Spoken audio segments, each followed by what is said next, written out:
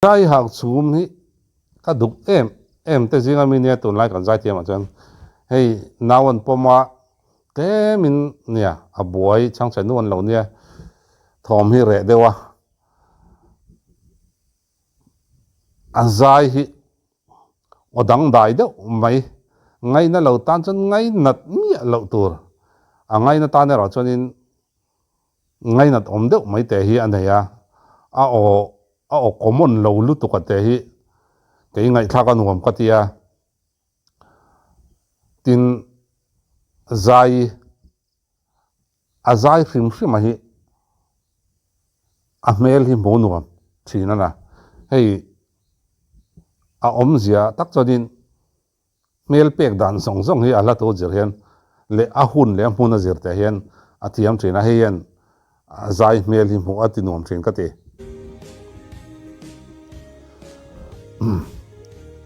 a hmel tha tol mai le ngal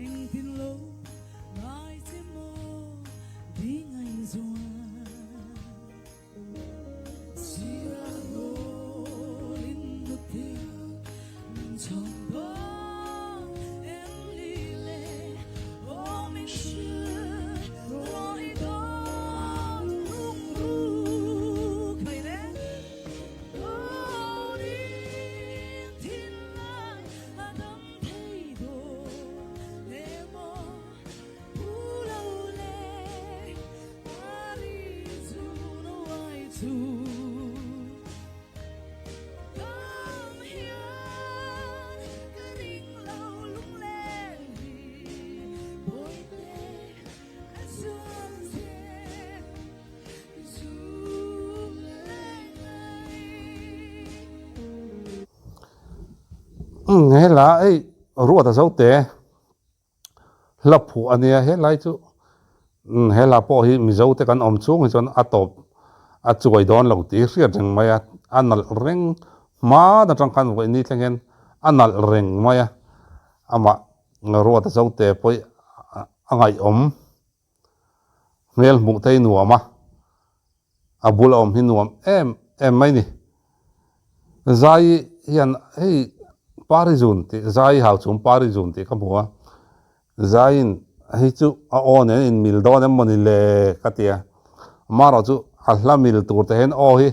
hervele zau zel mai Zaii ti sial tu le Zaii Hauchhum ti Zaii Hauchhum tu ni ka ri a om mil hianin a hla sak tur mil hian o hi her thina hei silin dion hla lar mai mai ha do il gon a cover phei ka chu pui rem takani khang de ka